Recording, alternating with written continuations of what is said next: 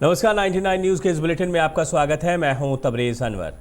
धनबाद की सड़कों पर तैनात ट्रैफिक पुलिस के जवानों के बीच एसएसपी संजीव कुमार ने अपने कार्यालय परिसर में रेन कोट का वितरण किया है। इस मौके पर एसएसपी संजीव कुमार ने कहा है कि महिंद्रा शोरूम प्रबंधन द्वारा प्रदत्त 100 पीस रेन कोट ट्रैफिक जवानों के बीच बांटा गया है, जिससे कि बारिश के दौरान भी सड़कों पर यातायात व्यवस्था दुरुस्त रह सके।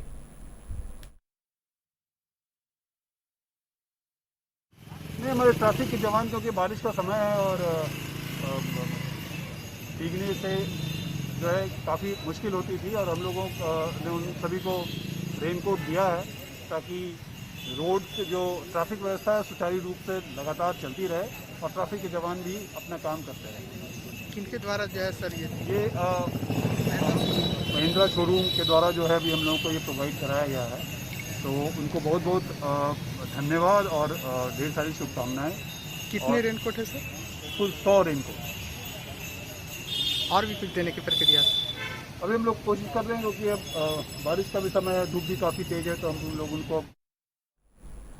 निरसा के ग्यारकुंड दक्षिण पंचायत के उप मुखिया विक्की गुप्ता के घर में शरारती तत्वों ने आग लगा दी। धुआं निकलता देख पास में ही रह रहे उप मुखिया के परिजनों ने किसी तरह आग पर काबू पाया, जिससे एक बड़ा हादसा टल गया। भुक्तभोगी विक्की गुप्ता ने बताया है कि वो निजी काम से बाहर गए हुए थे, वापस आए तो पता चला कि घर में आग लग गई है। पुलिस भी सूचना मिलते ही घटनास्थल पर पहुंचकर जांच में जुट गई। जाके बंगाल में गए थे दोस्त के साथ, तो पता चला कि गाड़ी सब बेच दिया। हम बैटरी और इन्वर्टर दिलाए थे, इसके चलते टेंशन में पिए हैं बंगाल बॉर्डर में। उसके बाद हम आए तो देख रहे हैं आग लगा हुआ है। आग लगा तो चाचा चाची मेरा आग बताया, और उसके बाद हमने मालूम के लगाया। कितने बजे घटना है? घटना मोटा मोटी 11:30 पौने 12 बजे। सूचना मिली थी लगभग वहीं 12 बजे के आसपास की विक्की गुप्ता है, उसके घर में आग लगी है। तो हम लोग उसी समय हॉस्पिटल के साथ वहाँ पहुँचे, तो वहाँ पे देखे छानबीन किया, तब तक आग वहाँ पे बुझ चुका था। तो उसके बाद हम लोग आसपास के लोगों से भी वहाँ पे पूछताछ करने की कोशिश की, लेकिन कुछ पता चला नहीं।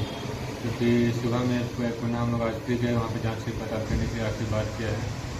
तो वहाँ गए तो वहाँ जाने पर पता चला कि जो व्यक्ति है वो उसके यहाँ सिगरेट का पी के काफ़ी वहाँ पे फेंका हुआ था। तो हो सकता है कि ये सिगरेट पी के वहाँ पे छोड़ दिया होगा। अगले जब जिस वक्त आग लगा उस वक्त ये थे घर में था नहीं, घर का दरवाज़ा खुला था और ये कहीं गया हुआ था, और आके देखा तो आग लगा हुआ है। फिर हम जब पूछताछ किए तो बोला कि हाँ सर, हम पिए हुए थे और थोड़ा सा बाहर गए हुए थे। हम बोले ये सिगरेट का कौन फेंका है? तो बोला कि ये सिगरेट भी हम ही पीते हैं और डेली पीते, काफ़ी पीते हैं। हम बोले अच्छा, तो ये हो सकता है तुम्हारे सिगरेट पीने से जला हुआ ये। कोल इंडिया के चेयरमैन प्रमोद अग्रवाल ने बाघमारा के बीसीसीएल ब्लॉक 2 का दौरा किया। इस दौरान ब्लॉक 2 के निर्माणाधीन मधुबन कोल वासरी का निरीक्षण भी किया गया। वहीं कोल परियोजना का व्यू पॉइंट पर पहुंचकर माइंस का जायजा लिया गया। उन्होंने कोल अधिकारियों से बात कर माइंस के विस्तारीकरण और उत्पादन बढ़ाने को लेकर चर्चा की और कई दिशा निर्देश भी दिए। उन्होंने कहा है कि मधुबन कोल वासरी के निर्माण में कई तकनीकी कारणों से एचईसी ने तो देरी की ही, पर 15 सितंबर 2021 को इसका टेस्टिंग शुरू कर दिया जाएगा। साथ ही उसके बाद इसे जल्द ही सुचारू रूप से शुरू कर दिया जाएगा। एचईसी द्वारा इसमें लेट किया गया है, कुछ और भी समस्याएं आई। आज जो एचईसी से चर्चा हुई है और विस्तार में चर्चा हुई है, इससे लगता है कि 15 सितंबर के आसपास इसकी टेस्टिंग प्रारंभ हो जाएगी। अगर 15 सितंबर से हो गया तो उसके बाद फिर टेस्टिंग में जैसी समस्याएं आएंगी उसका निराकरण तुरंत किया जाएगा। जिस तरह से नमूने मिल रहे हैं सर भू धसान के कई बार, खास करके बीसीसीएल में, लेकिन पुनर्वास की योजना काफ़ी धीमी है, इस पर क्या कहेंगे? अब हम इसके बारे में हमको मालूम नहीं है कि भूधसान कहाँ पर हुआ है। पुनर्वास की योजना बनी थी, वो पूरी तरह से इम्प्लीमेंट नहीं हो पाई, अब दोबारा उसकी योजना बन रही है। लेकिन जिस प्रकार से नए नए लोग आके बसते जा रहे हैं, तो ये कोई अंतहीन तत्काल कहना ये संभव नहीं है। अगर रहती लैंड है तो उनका जो भी हमारी पॉलिसी उसके अनुसार निश्चय ही उनको नियोजन दिया जाए। योजना तो ऐसी है कि लोगों की अपेक्षा धनबाद के सिटी सेंटर में आज यातायात पुलिस ने वाहन जांच अभियान चलाया, जिसमें यातायात नियमों का उल्लंघन करने वाले वाहन चालकों से जुर्माना वसूला गया। पुलिस ने हेलमेट, सीट बेल्ट, मास्क और रॉन्ग साइड से आने वाले वाहनों की कागजात की जांच की गई और जुर्माना भी वसूला गया। यातायात पुलिस ने बताया है कि जिले के विभिन्न चौक चौराहों पर सघन वाहन जांच अभियान लगातार जारी रहेगा, जिससे कि लोगों में जागरूकता आए और सड़क दुर्घटना में कमी आ सके। इस वाहन जांच अभियान में यातायात डीएसपी राजेश कुमार, यातायात inspector RP Verma, ASI Akhilesh Dhananjay और आरक्षी दीपक कुमार समेत कई पुलिस अधिकारी मौजूद थे। धनबाद जिला में लगातार बिना हेलमेट, ट्रिपल राइड, बिना सीट बेल्ट के जो भी वाहन का चालन कर रहे हैं उनके खिलाफ लगातार अभियान चल रहे हैं। आज भी इसी क्रम गोमो आज़ाद नगर में अहले एक नाश्ता दुकान में चोरों ने ताला तोड़कर चोरी की कोशिश की। हालांकि लोगों के जाग जाने की वजह से चोर अपने मंसूबे में कामयाब नहीं हो सका। दुकानदार का कहना है कि चोरी करने आए चोर अपने साथ कोई सामान लेकर जा पाए, परंतु हमारी दुकान में लगे 3 ताले को तोड़ दिए हैं। चोर अपने साथ लाए ताला तोड़ने के हथियार को भी छोड़कर भाग गए हैं। जानकारी के अनुसार हरिहरपुर थाना अंतर्गत आज़ाद नगर में ये चोरी की दूसरी घटना है। कुछ दिन पहले यहां चोरों ने एक किराना दुकान में चोरी की घटना को अंजाम दिया था। अभी उस चोरी की घटना का उद्भेदन भी नहीं हुआ है कि आज कामेश्वर मंडल के नाश्ता दुकान का ताला तोड़ दिया गया।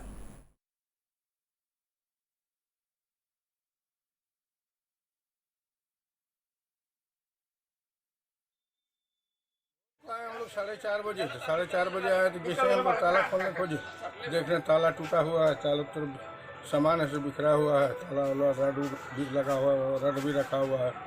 अच्छा, कोई सामान चोरी करके ले गए क्या? चोर सामान तो ऐसे कोई नहीं ले गया, मैंने खुला नहीं, 3 ताला तोड़ के नीचे भी रख दिया है। 4था ताला तोड़ रहा था तो हो सकता है कि कोई आता जाता होगा, उसमें भाग गया क्या हुआ। तो हम लोग भोर को आए तो देखें कि ताला टूटा हुआ है। पहले हमारे अंकल के अभी किराना दुकान में चोरी हुई थी, आज फिर हमारे दुकान के सामने भी एक चोरी हुआ है। प्रशासन सोया हुआ, कोई रिस्पॉन्स नहीं लेता है। अभी तक हमारा केस भी नहीं लिया है।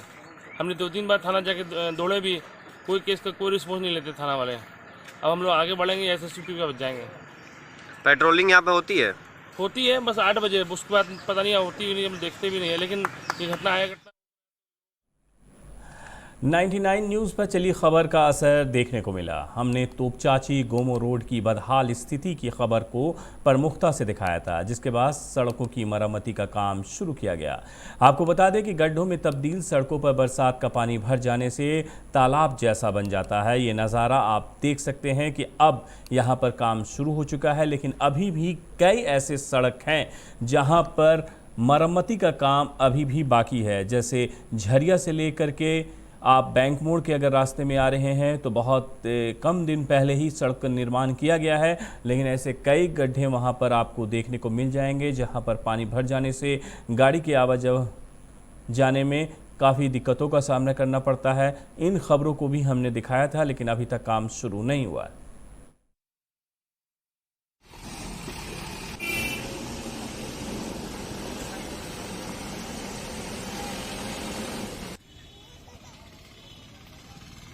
न्यूज़ द्वारा कुछ दिनों पहले हमारे NH से 4 कदम बगल में मेन बाजार में रोड पूरा टूटी हुई थी, जो 99 न्यूज़ चलाए थे। तो 99 न्यूज़ चलाने के बाद तुरंत प्रशासन ने इसे एक्शन लेके काम स्टार्ट कर दिया और आज हमारा ये काम कंप्लीट हो गया।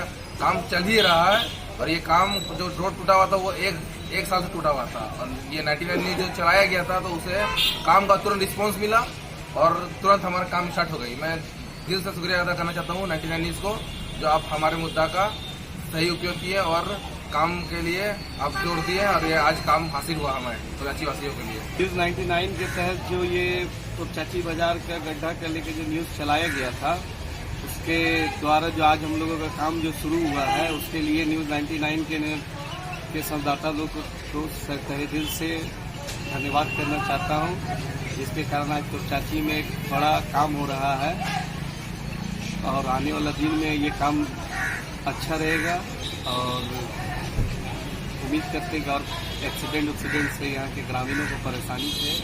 श्रवण माह को लेकर धनबाद के मंदिरों में तैयारी शुरू हो गई है। 25 जुलाई से सावन शुरू हो रहा है।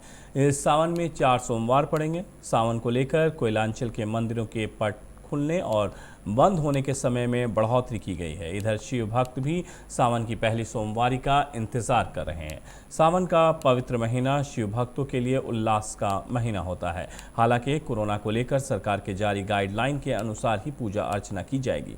सरकार ने कांवड़ यात्रा पर रोक लगाई है।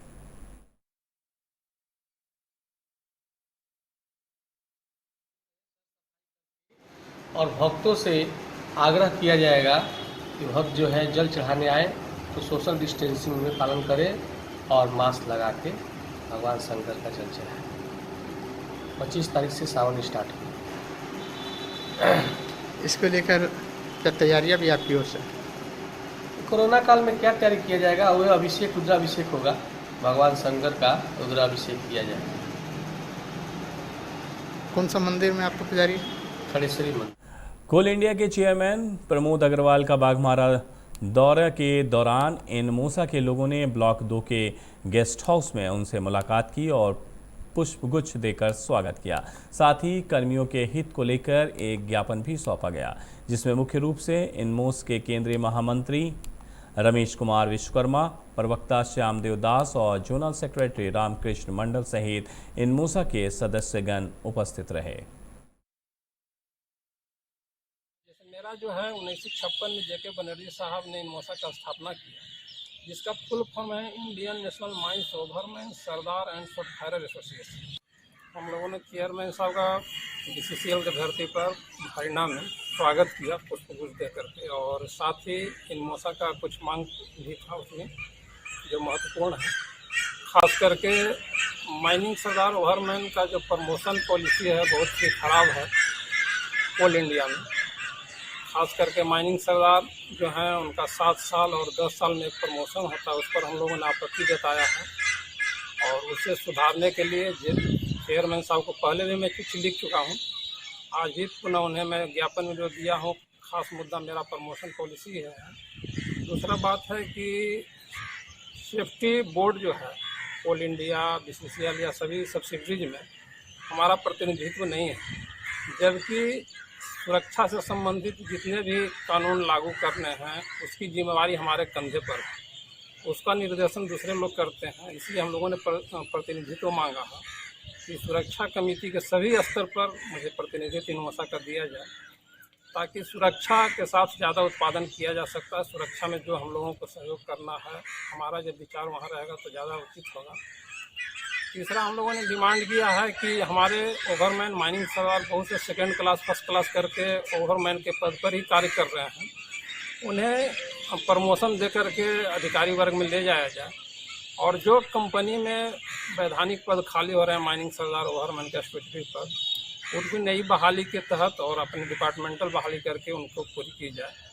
साथ ही साथ हम लोगों ने जो CPR-MS की एनी है अभी तक जो बना है, ये है माइनिंग के सभी कोल कर्मी जो रिटायर्ड होते हैं उसके बाद मेडिकल सुविधा का एक स्कीम है, उसमें काफ़ी विसंगति है।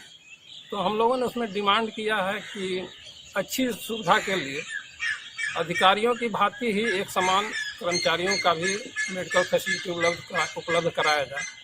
खास करके अभी देखा जा रहा है कि कहीं बीमार पड़ रहे हैं तो पैसा लेने में काफ़ी परेशानी हो रही है। उसका लिमिटेशन भी 8 लाख ही किया गया है, जो किसी भी एंगल से उचित नहीं है। उसे हम लोगों ने डिमांड किया है कि उसे अधिकारियों की भांति की जाए। कोल इंडिया के चेयरमैन की तरफ से बोला गया है कि नहीं, इस पर मैं विचार करूंगा। ये बहुत अच्छा सुझाव आपका आया है। पेंशन के बारे में भी हम लोगों ने डिमांड किया है कि जो लास्ट वेतन है उसका 50% किया जाए। तो उन्होंने आश्वस्त किया कि ठीक है, देखता हूँ इसमें जितना संभव हो। खास करके प्रमोशन पॉलिसी के मामला में हमने JBCCI के सभी सदस्यों से, अरूप चटर्जी साहब से, KK गुप्ता साहब से, DD रामानंदन साहब से और सुरेंद्र पांडे साहब वगैरह को मैं तो कुछ व्यक्तिगत 3-4 लोगों से तो मैं सिद्धार्थ गौतम साहब से व्यक्तिगत मिला हूँ और लिख करके दिया हूँ। और जो दूर में है कोरोना के चलते उन लोगों से नहीं मिल सका हूँ तो उन लोगों को स्पीड पोस्ट करके व्हाट्सएप के माध्यम से भेजा हूँ। क्योंकि प्रमोशन ही कोल इंडस्ट्री का माइनिंग सरदार ओवरमैन जो इनमोशा है उसे रीढ़ माना जाता है, लेकिन खास करके प्रमोशन के मामला में बहुत ही उपेक्षित वर्ग है।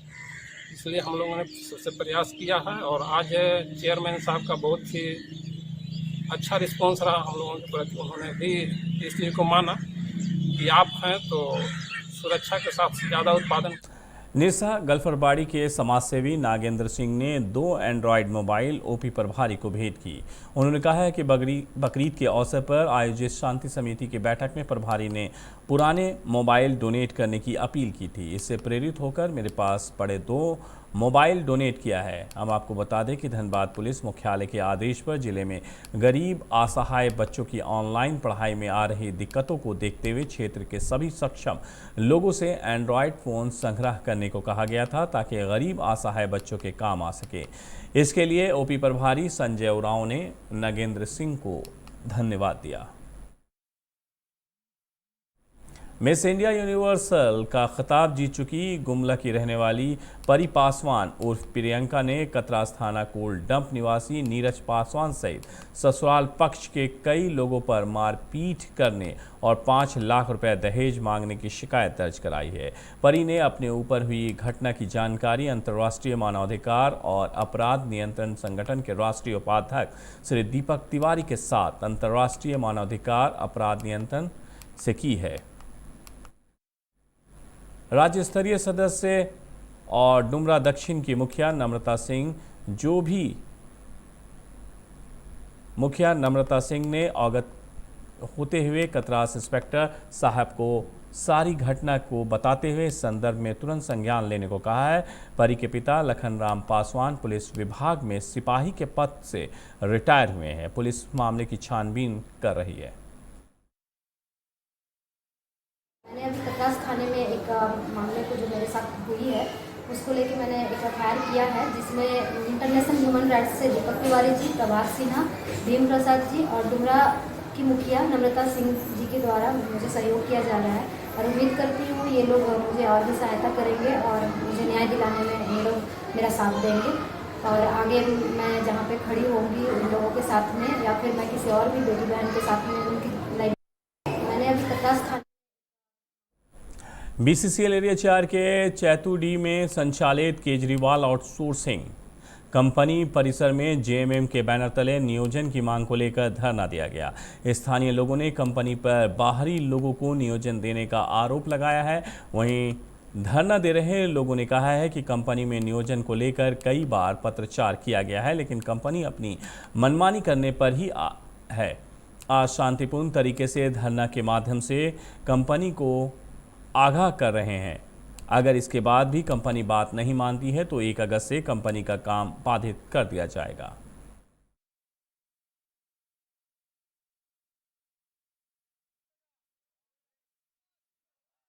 आज धरना का मुख्य कारण है हम लोगों के स्थानीय बेरोजगारों को रोजगार दिलाने के लिए। क्या कुछ मांगे हैं यहाँ पे बेरोजगार जितने भी युवक हैं उनको रोजगार दिया जाए और ये जो वोल्वो या कोई भी टिपर जो गाड़ी चलती है वो तिरपाल ढक कर चलाए। बगल में कतरी नदी बह रही है, इसको स्वच्छ रखा जाए, इसको नुकसान नहीं पहुंचाया जाए। मांग पत्र सौंपे थे पहले क्या हम लोग एक अल्टीमेटम पहले भी दिए थे वार्ता के लिए, जो कि वार्ता हम लोगों से कंपनी नहीं की, तो आज हम लोग 1 दिवसीय धरना का आयोजन कर रहे हैं। आज क्या लगता है कंपनी नहीं मानेगी तो फिर 1 तारीख को अगर कंपनी से हम लोग का आज भी वार्ता नहीं होती है तो अगले 1 तारीख।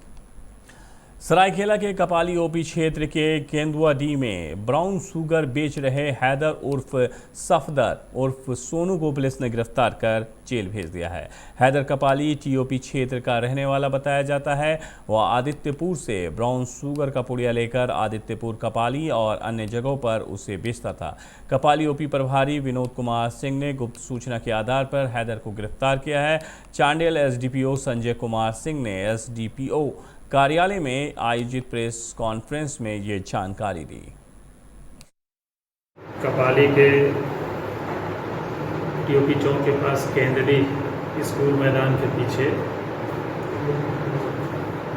गुप्त सूचना मिली थी कि वहाँ पे कुछ लोग बैठे हैं जो ब्राउन शुगर की बिक्री कर रहे हैं, नए नए लड़कों को बेच रहे हैं। इसी सूचना पे थाना प्रभारी कपाली 180 बल के साथ वहाँ गए और भागते हालत में एक लड़के को पकड़ा जिसका नाम हैदर है। ये ब्राउन शुगर 25 पुड़िया ब्राउन शुगर का पकड़े गए। ये कहीं अन्यत्र से ला के इस क्षेत्र में जो है घूम के सरायकेला के आदित्यपुर के वार्ड संख्या 20 और 21 के मुख्य सड़क जर्जर हो चुकी है। जर्जर और कीचड़नुमा सड़क पर लोगों का चलना काफ़ी मुश्किल हो गया है। आपको बता दें कि बारिश के कारण पिछले 3 महीने से इस जर्जर सड़क पर दुर्गा मंदिर से लेकर इमली चौक तक कीचड़ में तब्दील हो गया है। नाली जाम रहने के कारण जल जमाव से लोगों को काफ़ी परेशानियों का सामना करना पड़ रहा है, जिससे आए दिन छोटी मोटी दुर्घटनाएं होती रहती हैं। यहाँ के लोगों ने नगर निगम के सड़क और नाले की मरम्मत कराने की मांग भी की है। आदित्यपुर नगर निगम क्षेत्र के वार्ड संख्या 20 और 21 में के मुख्य सड़क जो है आदित्यपुर दुर्गा मंदिर से लेकर उत्तम टेंट हाउस तक पूरी तरह से क्षतिग्रस्त हो चुकी है। रोड पे ही नाली का गंदा पानी तो बह ही रहा है और साथ ही बरसात होने से रोड पे जो गड्ढे हैं उस पर लोग गिर रहे हैं। इसकी सूचना कई बार व्हाट्सएप के माध्यम से संबंधित पदाधिकारी को दिया गया है, लेकिन किसी तरह की कार्रवाई जल्दी होती नहीं है, जिससे जनता त्रसित है। यहाँ तक कि वार्ड नंबर 20 में सभी तरह के सरकारी कार्यालय हैं। इस वार्ड में जो भी समस्या हो उसका समाधान जल्दी होना चाहिए, लेकिन आप चाहे देख रहे हैं, चाहे रोड हो, नाली हो, सड़क किनारे का अतिक्रमण हो, किसी तरह का भी सरकारी कार्य हो जो हमेशा वार्ड नंबर 20 में अधूरा रहता है। रानीगंज के राजबाड़ी मैदान में विधायक तापस बनर्जी ने अपने हाथों से फुटबॉल खिलाड़ियों के बीच फुटबॉल का वितरण किया। आज के कार्यक्रम के दौरान 40 क्लबों के कप्तानों के हाथों में फुटबॉल दिया गया।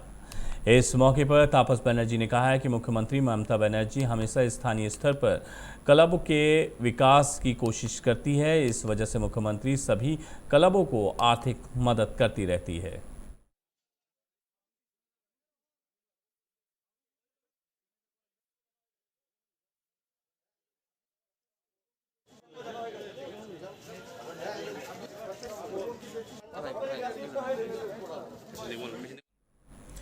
धनबाद के भूली थाना क्षेत्र अंतर्गत शक्ति मार्केट के पास एक 2-3 महीने के नवजात बच्ची का शव मिला है। स्थानीय लोगों ने आरोप लगाया है कि क्लिनिक में एक महिला है जो हर वक्त नशे में चूर रहती है। उसी के कारनामे से ये सब लगातार हो रहा है। स्थानीय लोगों का कहना है कि गर्भ में पल रहे बच्चे की जांच करना या भ्रूण हत्या गैर कानूनी है, लेकिन इस कानून को धता बताते हुए यहाँ पर खुलेआम जांच और अबॉर्शन किया जा रहा है। इस तरह के गैर कानूनी कारनामों पर जिला प्रशासन को सख्त कानूनी कार्रवाई करनी चाहिए। मार्केट में इस तरह घटना गया है। पिछले कुछ दिन पहले ही निगम के द्वारा यहाँ छापामारी की गई थी और लगभग 3-4 दुकानों पे हर्जाना भी लगा था और उसके बावजूद भी यहाँ पे इस तरह का जघन्य अपराध का ये निश्चित तौर पे सिविल सर्जन की नाकामी दिखाती है। देखिए यहाँ पे 2-3 क्लिनिक है और लगातार हम लोग मना करते रहते हैं कि ये क्या कहते हैं नगर निगम का डस्टबिन क्षेत्र नहीं है, आप यहाँ पर मत फेंकिए। लेकिन एक महिला है, शांति नाम है उसका, दोनों के यहाँ काम करता है। रेखा रानी सिन्हा के यहाँ भी काम करता है और उसके यहाँ भी है। वो महिला खुद नशा में रहती है और मना करने में कोई असर नहीं पड़ता है। झारखंड सरकार के मंत्री चंपाई सोरेन ने आज सरायकेला सदर अस्पताल के चिल्ड्रन वार्ड में ऑक्सीजन युक्त आईसीयू वार्ड का उद्घाटन किया। जिला मुख्यालय के नज़दीक सखी ऑन स्पॉट सेंटर का भी शिलान्यास किया गया। इस दौरान मंत्री चंपाई सोरेन ने कहा है कि झारखंड सरकार लगातार राज्य में महिलाओं की सुरक्षा को लेकर चिंतित है। इसी कड़ी में सखी ऑन स्पॉट सेंटर की स्थापना की जा रही है, जहां सामाजिक हिंसा या किसी अन्य प्रताड़ना की शिकार महिलाओं को इंसाफ दिलाने का काम किया जाए।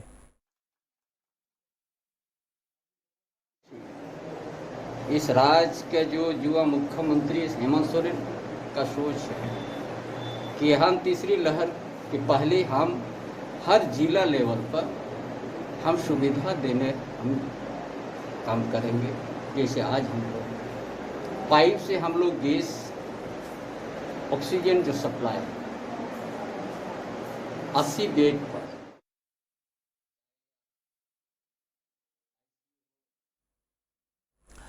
99 न्यूज़ के इस बुलेटिन में मेरे साथ इतना ही। मुझे दीजिए इजाज़त। अपना बहुत ख्याल रखिएगा। नमस्कार।